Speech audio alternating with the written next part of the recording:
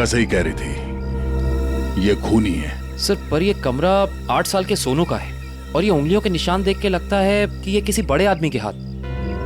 हाँ, कमरा किसी बच्चे का है। बच्चा कहाँ चला गया? पड़ोसियों से पूछते हैं।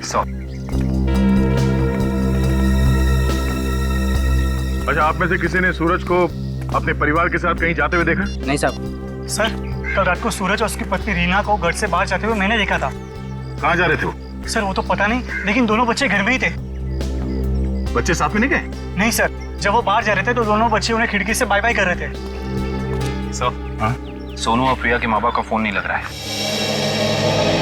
एक काम करो, इन दोनों के कॉल डिटेल्स निकालो।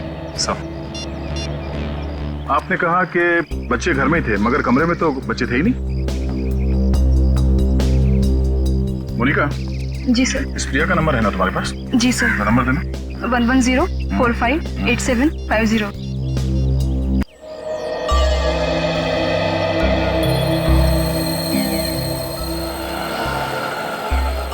20 बज रही है, फोन नहीं उठा रही।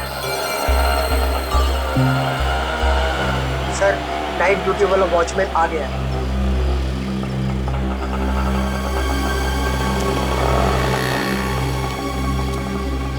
सलाम साहब। सलाम। कल रात को तुमने सूरज और रीना को बाहर जाते हुए देखा था? जी साहब। और उस वक्त दोनों बच्चे घर में ही थे? जी साहब, घर में ही थे। ये दोनों वापस कब आए? जब तक मैं ड्यूटी पे था साहब, ये लोग वापस नहीं लौटे थे। सर, कहीं ये दोनों सुबह वापस तो नहीं आए? सर, मैं सवेरे 6 बजे से ड्यूटी पे हूँ। मैंने उन दोनों को घर वापस आते हुए नहीं देखा। अच्छा, किसी और को देखा था सूरज के घर में जाते हुए? जी नहीं साहब। कोई सूरज के घर में नहीं गया, बच्चे घर से बाहर नहीं निकले, तो बच्चे गायब कैसे हो गए? साहब, कल रात को प्रिया मैडम बाहर निकली थी। कहाँ गई वो? करीब 11:30 बजे उस तरफ गई थी। इस तरफ? जी सर।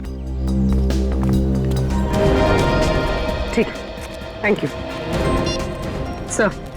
वो कुरियर वाला जिसने मोनिका से छेड़खानी की थी, वो पकड़ा गया।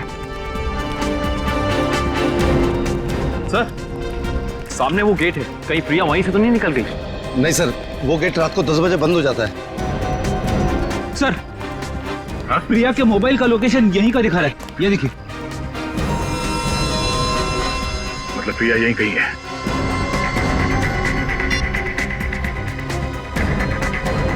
घंटी बज रही है। सर, आवाज तो नहीं आ रही। सर, हो सकता है प्रिया का फोन साइलेंट पे हो। एक काम करो, देखो जरा आसपास ढूंढो।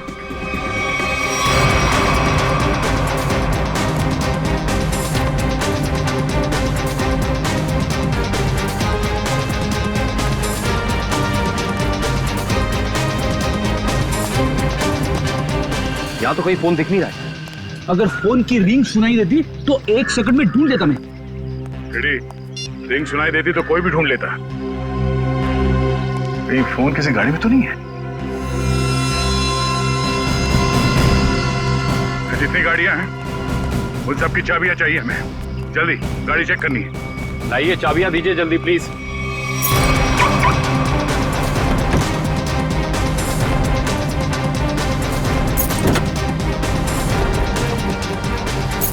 देखो कौन सी गाड़ी है।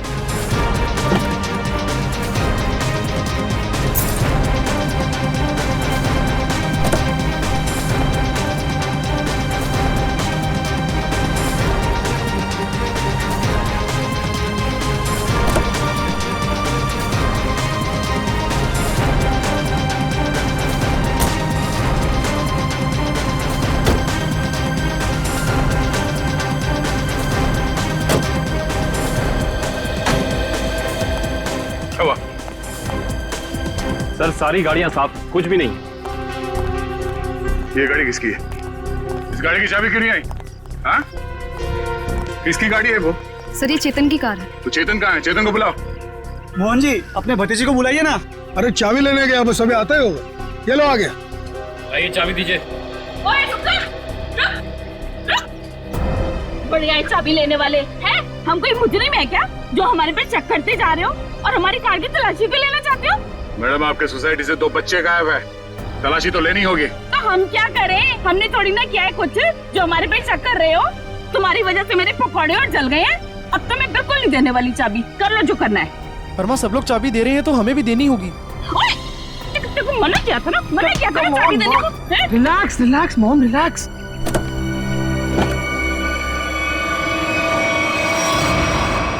ओह नो। रुकिए, आप लोग रुकिए प्लीज। पीछे हटिए। चलो एक मिनट।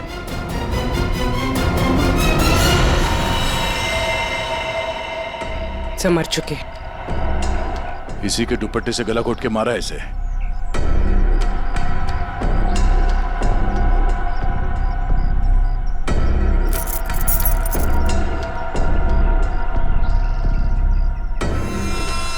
सो ये सेलफोन और ये चाबी।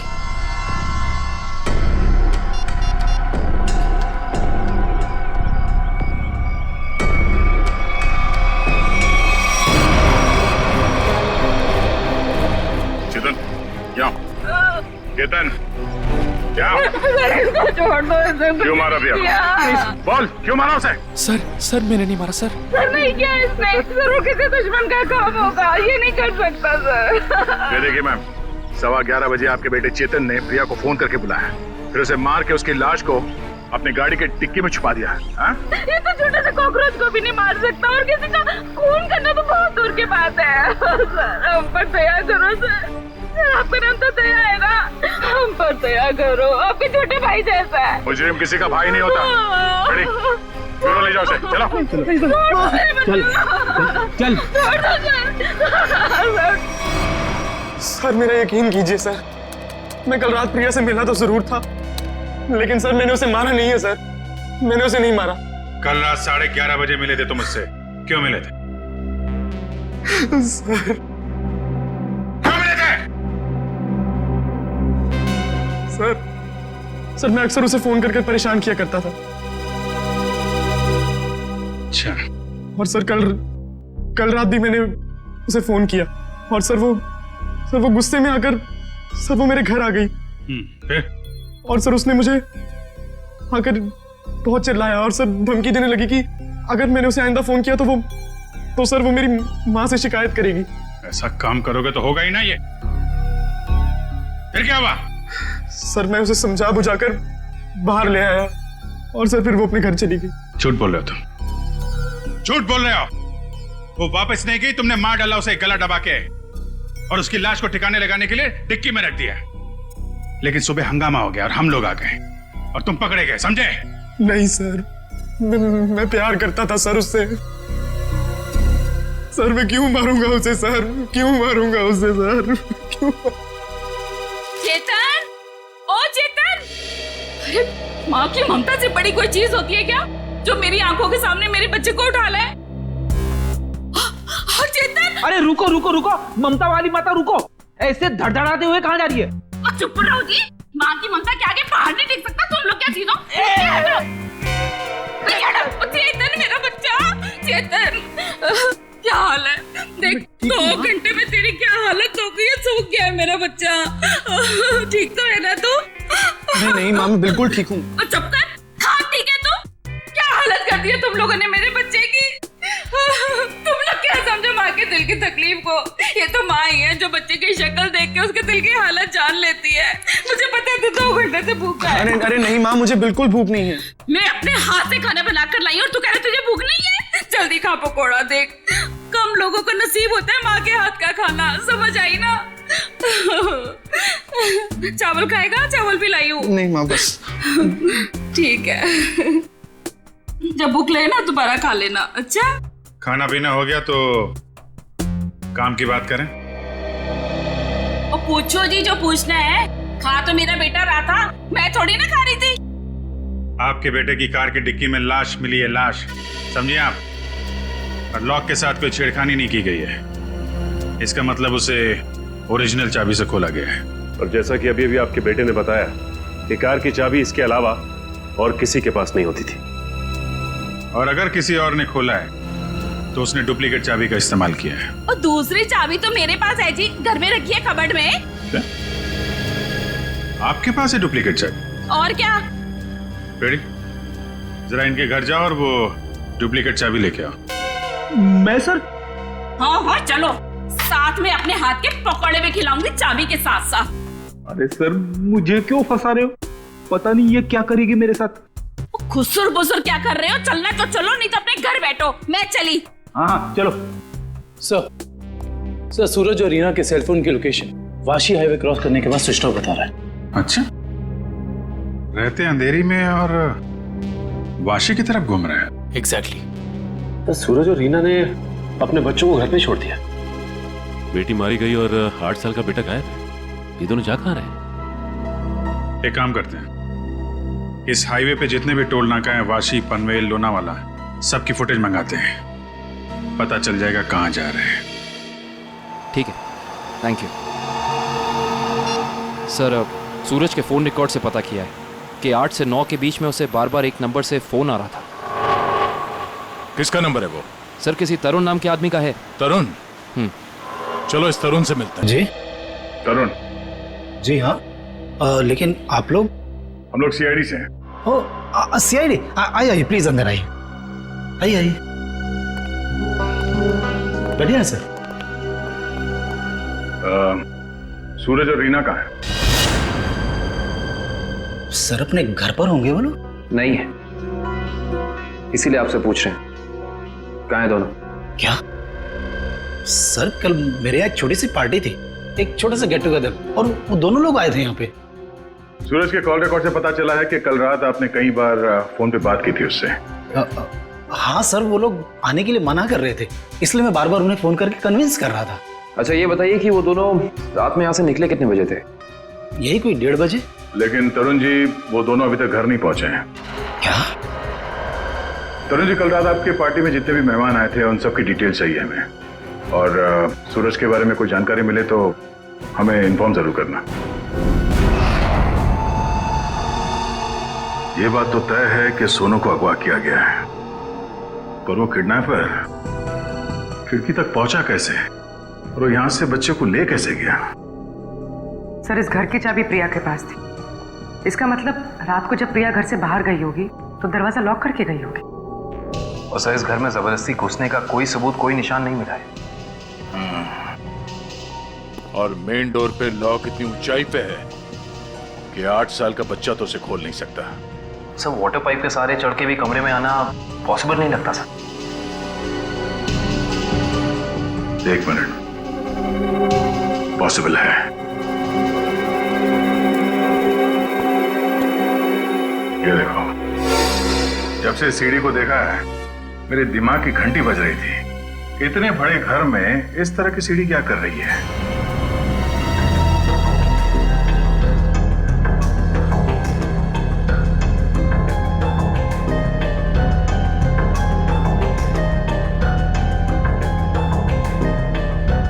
सेवन 11 20 23 27 35 38 42 56 59 70। सर आगे और भी है। 70, 71, 72, 73।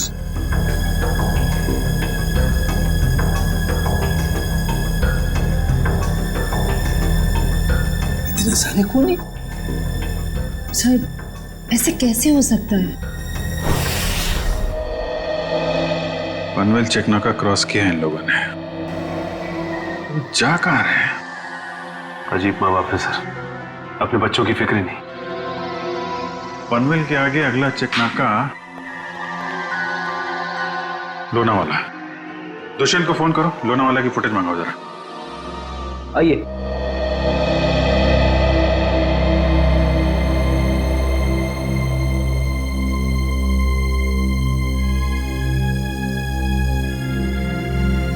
क्या हुआ? नहीं मिली चाबी? नहीं मिले। मुझे पता था।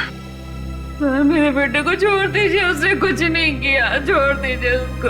पहले आप ये बताइए कि आपके कबर्ड में डुप्लीकेट चाबी है, इसके बारे में और कौन कौन जानता था? मैं, मेरा पति और मेरा बेटा बस। आप जरा ध्यान से याद करके बताइए, पिछले एक हफ्ते में आपके घर में कौन कौन आया था? हाँ, बताती हूँ। एक मिनट, मैं लिखता हूँ, आप बताइए।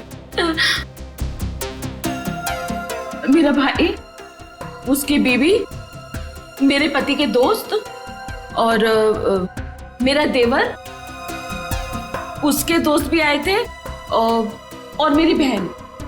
बस इतने ही लोग आए थे। बस, और कोई नहीं? जी। मेरे दोस्त राकेश, ललित और जोगी भी आए थे। हैं? वो ये कब आए थे? रविवार को, जब आप घर नहीं थी। मैंने तुझे मना किया था ना कि इनको घर लेकर मत आना। क्यों लेकर आया तू? वो हमारा कुछ प्लान था। क्या प्लान था?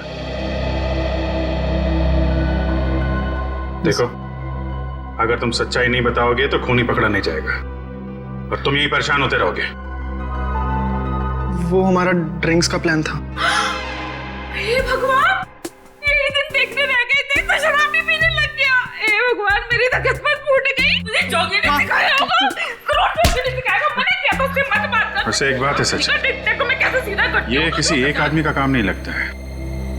बच्चे को लेके जाना, प्रिया को मारना, सीढ़ी का इस्तेमाल करना। हाँ डॉक्टर साहब, क्या पता चला इस सीढ़ी से? अरे भाई, इस सीढ़ी से तो बहुत बातें पता चली हैं। तो बताइए ना सर अपनी खोज के बारे में। इस सीढ़ी पे से हमें 80 लोगों की उंगलियों के निशान मिले हैं। उंगलियों के निशान चाहे 80 लोगों के मिले होंगे, लेकिन इस सीढ़ी पर से चढ़ के सिर्फ 2 ही लोग गए। डॉक्टर साहब, ये बात सीढ़ी को फॉरेंसिक में लाने से पहले हमें पता था। यार दया, तुमसे उम्मीद नहीं थी। अरे यार, पहले मेरी पूरी बात सुन लो, समझ लो, उसके बाद अपना कमेंट करना, ओके? तुम्हें सिर्फ ये बात पता है ना कि इस सीढ़ी पर से 2 आदमी गए। ये तो पता नहीं है कि वो 2 आदमी सीढ़ी पर से उतरे नहीं। मैं बताता हूं, देखो, जब 2 आदमी सीढ़ी पर से चढ़ेंगे तो ऐसे सीढ़ी को पकड़ करके ऊपर चढ़ेंगे। 2 अलग अलग लोगों की उंगलियों के निशान उस सीढ़ी पे फ्रीक्वेंट इंटरवल में आएंगे, जो कि हमें इस सीढ़ी पर से मिले। लेकिन वही लोग जब उतरेंगे तब भी तो इस सीढ़ी को ऐसे पकड़ करके उतरेंगे ना, तो उतरने के भी निशान आने चाहिए। वो उतरने के निशान हमें नहीं मिले। इसलिए मैं कहता हूं कि सीढ़ी पर से 2 आदमी चढ़े तो हैं, लेकिन उतरे नहीं। और एक बात, ये सीढ़ी बनाने में 5 अलग अलग लकड़ियों का इस्तेमाल किया गया है। ऐसे लगता है कि जो भी लकड़ियां मिली बस काट पीट के बना दिया। तो इसका मतलब ये सीढ़ी बनाने वाला आदमी अनाड़ी था। करिश्मा यही है कि सीढ़ी बड़ी करीने से बनाई गई है। इस सीढ़ी को देख करके कहीं से नहीं लगता है कि किसी नौसिखे ने बनाई है। और हाँ, इस सीढ़ी पर ये जो स्क्रूज का इस्तेमाल किया गया ना, एकदम नए स्क्रू। मुझे तो लगता है ये सीढ़ी हाल ही में कोई 2-4 दिन में ही बनाई गई। और एक बात, इस सीढ़ी ने अपनी लंबाई के बारे में एक बात मेरे कानों में कही है, मैं बताता हूं।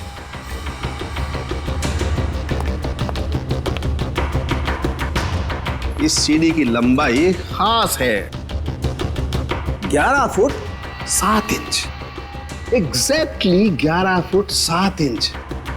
भाई, जब कोई सीढ़ी बनाएगा तो 8 फीट की बनाएगा, 10 फीट की बनाएगा, 12 फीट की बनाएगा, लेकिन 11 फुट 7 इंच नाप तोल के क्यों?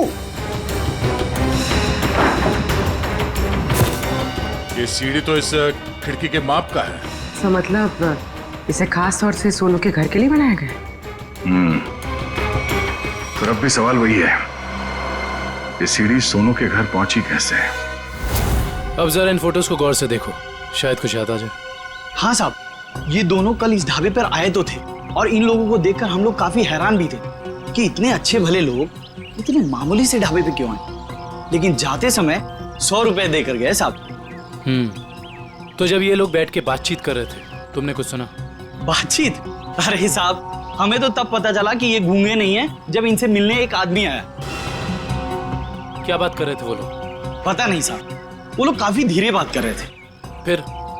फिर क्या साहब, उस आदमी ने अपने साथ लाया हुआ काला बैग उन लोगों को दिया, उनसे हाथ मिलाया और फिर निकल गया। शुक्रिया। सर सूरज और उसकी बीवी रीना पनवेल और तलेगांव चेकनाका के बीच ढाबे पर एक आदमी से मिले थे। ये सीढ़ी कोई बाहर से लेकर आया और फिर यहाँ सोनू गायब हो गया। कौन लेके आया था सीढ़ी अंदर? हाँ? नहीं सर, ये सीढ़ी मेरी ड्यूटी में नहीं आई है, इसके ड्यूटी में आई होगी। तेरा दिमाग खराब हो गया क्या? कुछ भी बोलते रहता है। नहीं साहब, ये सीढ़ी रात में यहाँ पे कौन लाएगा? मेरे सामने भी ये सीढ़ी नहीं आई। तुम दोनों जरा सोच समझ के जवाब देना। यहाँ सोसाइटी में जो कुछ भी होता है उसके जिम्मेदार तुम दोनों भी हो। मुझे नहीं मालूम, मैंने नहीं देखा बोल के बच नहीं सकते तुम लोग। इतना बड़ा हादसा हो गया और तुम दोनों को कुछ पता ही नहीं चला? नहीं साहब, हम लोग तो 7 साल से दोनों यहाँ पर काम कर रहे हैं, कभी ऐसी लापरवाही नहीं हुई। ये सीढ़ी ना ही दिन में आई है और ना ही रात में आई है। ये सीढ़ी या तो किसी गाड़ी की छत पर आई है या किसी टेम्पो में। सर, सोसाइटी में कोई भी सामान या फर्नीचर बाहर से अंदर आता है, हम लोग उसकी एंट्री कर लेते हैं। ये सीढ़ी बाहर से अंदर नहीं आई है। अगर ये सीढ़ी बाहर से नहीं आई है तो ये सीढ़ी सोसाइटी के अंदर ही कहीं बनी है। सोसाइटी में कहीं कारपेंटरी का काम चल रहा है क्या? हाँ सर, वहाँ जगन साहब क्या? जगन साहब?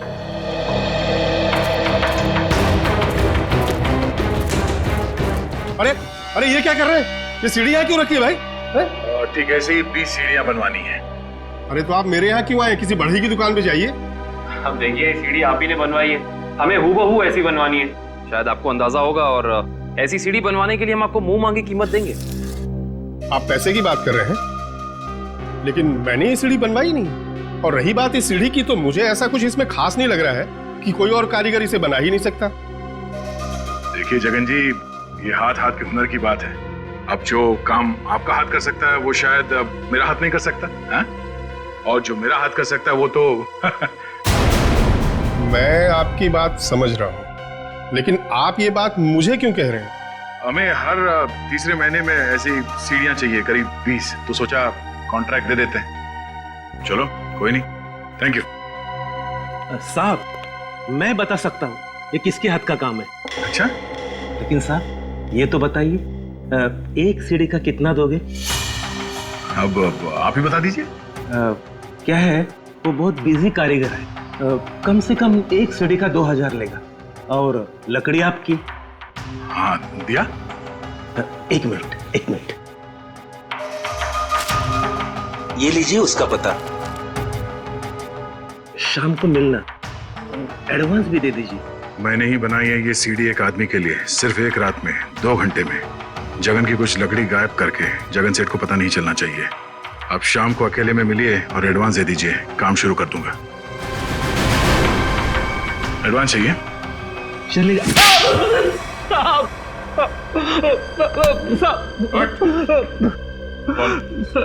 किसके लिए बनाई है सीढ़ी?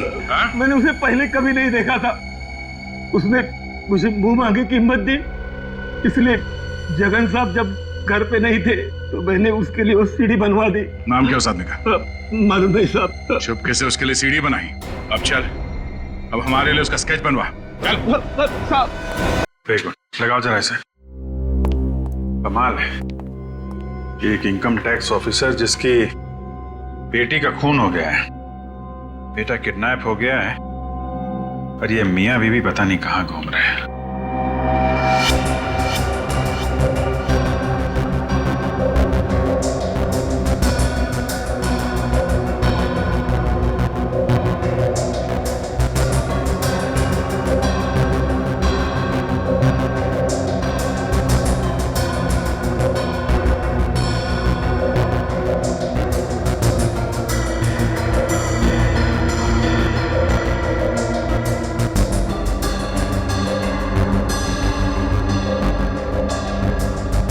देर हो गई है। सूरज की कार लोनावाला तो नहीं पहुंची है। तो इसका मतलब अभी भी वो लोग पनवेल और लोनावाला के बीच में है।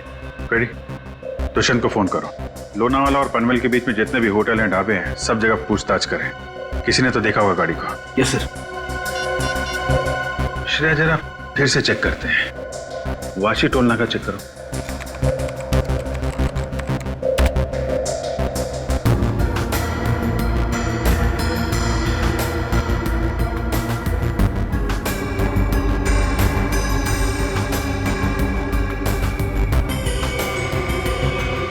ये आई गाड़ी।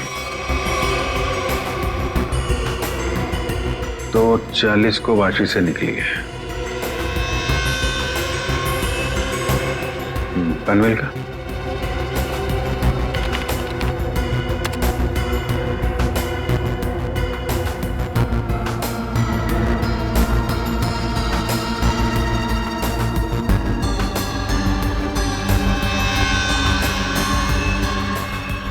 ये आई बॉस, 3:10 को पनवेल पहुंची और लोनावाला नहीं। 1 मिनट, ये सूरज की गाड़ी के पीछे की जो गाड़ी है, ये गाड़ी मैंने वाशी में भी देखी है। वाशी का फोटो चलेगा ना?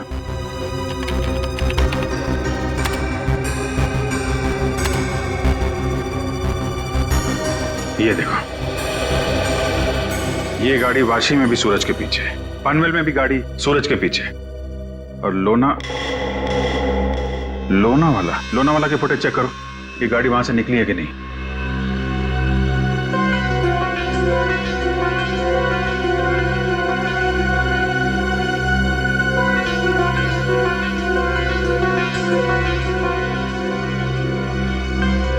नहीं, ये गाड़ी भी लोनावाला से नहीं निकली है।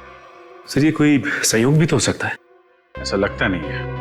एक गाड़ी सूरज की गाड़ी के पीछे वाशी में भी थी, पनवेल में भी थी। लोनावाला से ना उसकी गाड़ी निकली है ना इसकी।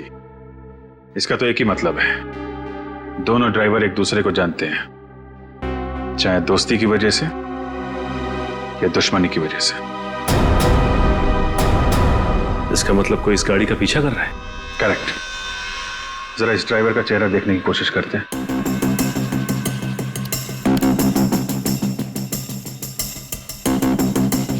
जूम करो इस पे। ये तो वही आदमी है ना जिसका स्केच हीरो ने बनवाया था।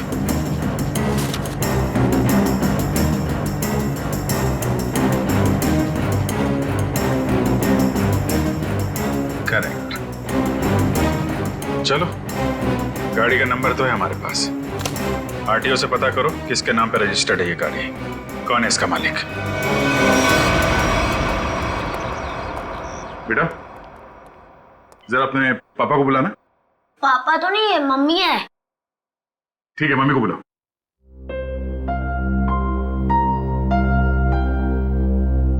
वैसे आप लोग कौन है? बेटा, हम लोग सीआईडी से हैं। सीआईडी? क्या? सीआईडी? क्या हुआ इसके पापा को? बेटा, आप अंदर जाओ।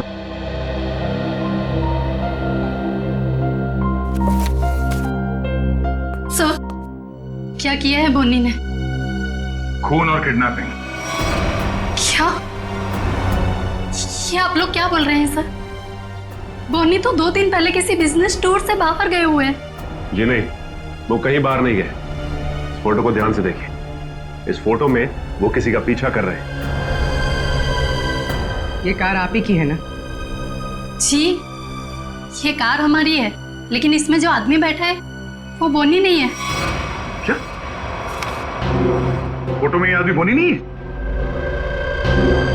जी सर। बिट्टू, पापा की फोटो लेकर आना। अच्छा, जरा इस बोनी का फोन नंबर देना। जी, 37568853। सर, कल रात से मैं भी बोनी का फोन ट्राई कर रही हूँ, पर स्विच ऑफ दिखा रहा है। हाँ सर, फोन बंद है। मम्मी, पापा का फोटो। सर, ये है बोनी। अगर ये बोनी है तो फिर ये कार में कौन बैठा है? आंखें तो दोनों की एक ही दिख रही हैं।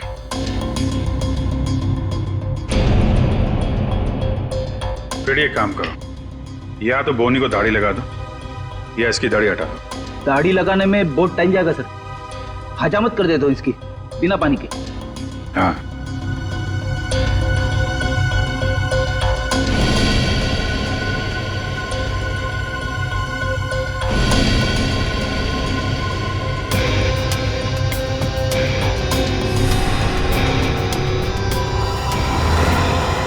ये तो वही। अरे सर, हिम्मत तो देखो इसकी। चेतन की गाड़ी में प्रिया की लाश रख दी ऊपर से दाढ़ी मूछ बढ़ा के घूम रहा है। जरा बुला के लाओ उन लोगों को। जानते हो कौन है ये दोनों आदमी?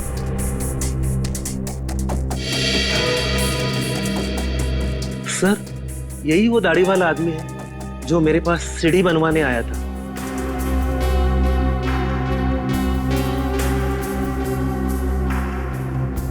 मगर ये बिना दाढ़ी वाले आदमी को मैं नहीं जानता। चेतन, तुम जानते हो? देखिए सर, मैं इन दोनों में से किसी को भी नहीं पहचानता। कविता जी आप? कविता जी, आप चुप मत रहिए। आपके बेटे पे प्रिया के खून का इल्जाम है और आपका बयान शायद उसकी जिंदगी बचा ले। ये दोनों फोटो बोनी की है। बोनी? माँ, ये बोनी कौन है? तेरे चाचा का दोस्त। मना किया था तेरे पापा को कि इसको घर में लेके मत आया करो, गंदा आदमी है। बस आएगा जरूर हमें एक ना एक दिन। हुआ ना वही, बस आ दिया। मेरे घर में कोई सुने तब ना। ठीक है, रेडी? अब क्या करेंगे बताओ, क्या करेंगे किसी को जाके? सर, एक बात तो तय है कि इन सबके पीछे बोनी है। बोनी तो है सचिन, लेकिन एक आदमी और है। हेलो? क्या? सूरज भाग गया? कैसे? तुम बच्चे और रीना पर नजर रखो, मैं आ रहा हूं। ठीक है। मछली जाल में फंस गई सर, निकलने ही वाला है।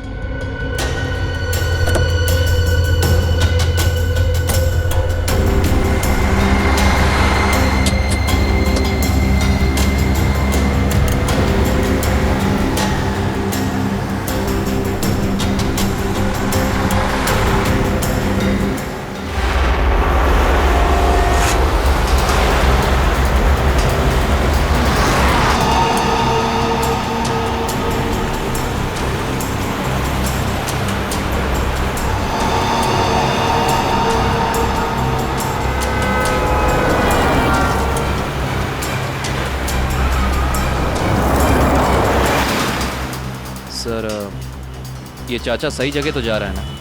उसके पास कोई और चारा नहीं है।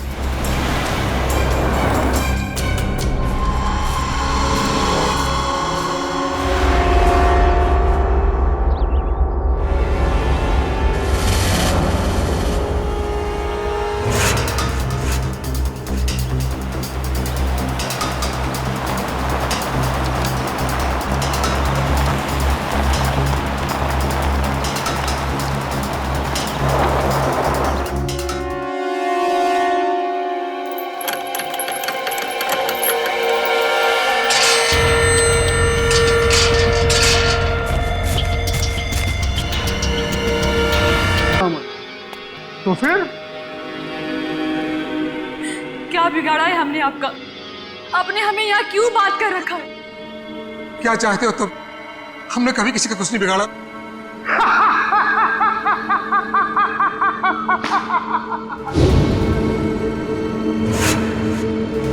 तकलीफ देने वालों को तकलीफ मिलनी चाहिए।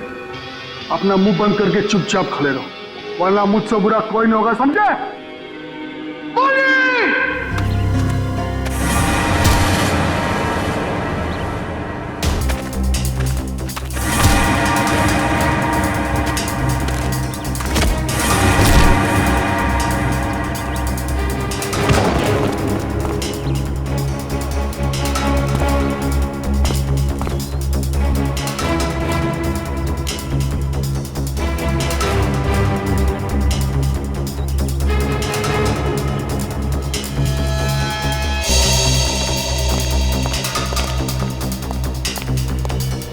मोहन जी, जी आप यहाँ?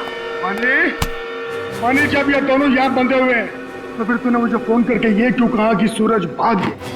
अरे मैं आपको फोन क्यों करूंगा?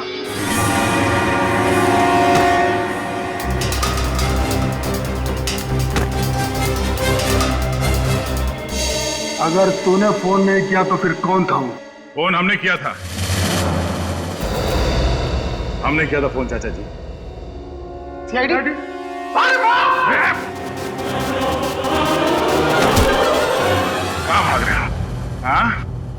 से सीधे ससुराल जाना है तुम्हें।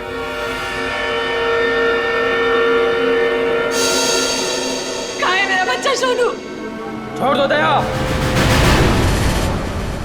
शाबाश शाबाश राजा शाबाश। हाँ तो दया, अब बताओ इसकी रूह कहाँ पे? सर मेरे बच्चे को बचा लीजिए, नहीं तो मेरे बच्चे को मार देंगे। सोच क्या रहे हो दया? हमें छोड़ दो और जाने दो, वरना बच्चों को फेंक देंगे। अरे बेटी तो पहले खो चुकी है, अब बेटा भी जाए। नहीं सर, इन्हें छोड़ दीजिए, मेरे बच्चे को बचा लीजिए सर।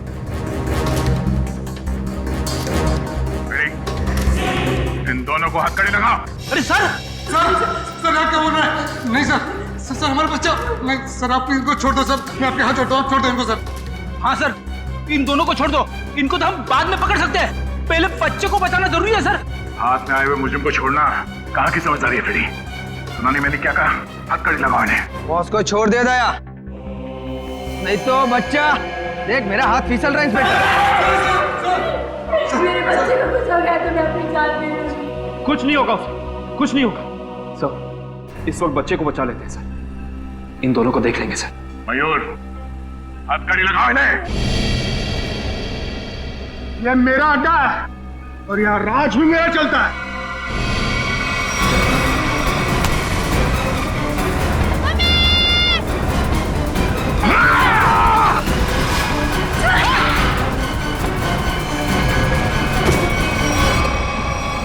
बेटा तुम ठीक हो?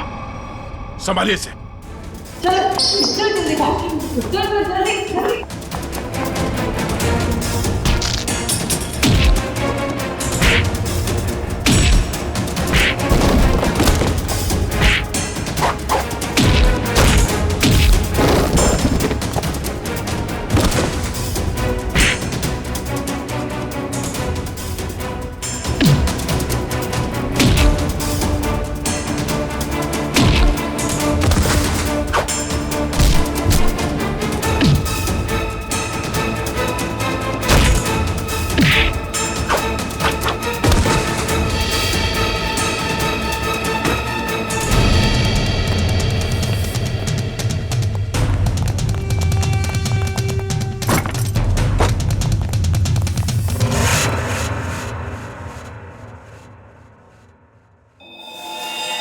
क्या कह रहा था तू?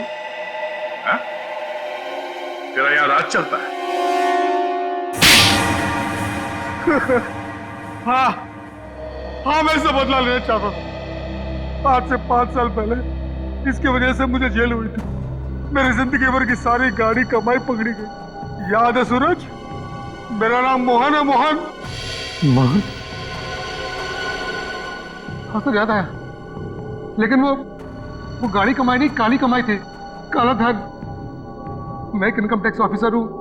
मेरी ड्यूटी है कि मैं इस तरह की काली कमाई को सरकारी खजाने तक पहुंचाऊं और साथ ही ऐसी काली कमाई करने वालों को जेल।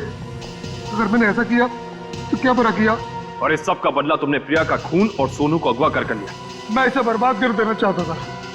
मैंने इसके बेटे सोनू को अगवा किया, फिर फिरौती के पैसे मांगे और फिर रेस्टोरेंट के बाहर अपने एक बिजनेसमैन दोस्त को बोल के इसे काला बैग दिलवाया और फोटो खींची। मगर तुमने मेरी मासूम बेटी को क्यों मारा? उसने तुम्हारा क्या बिगाड़ा था?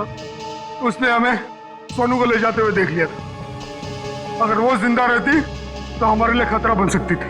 तुम्हारे दिमाग में जरूर खलबली मच रही होगी कि हमें तुम्हारे बारे में पता कैसे चला है?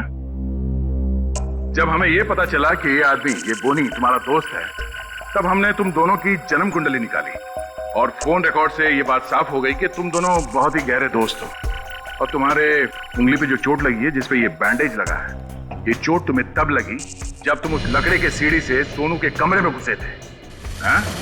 और इस बैंडेज ने हमारे शक को यकीन में बदल दिया।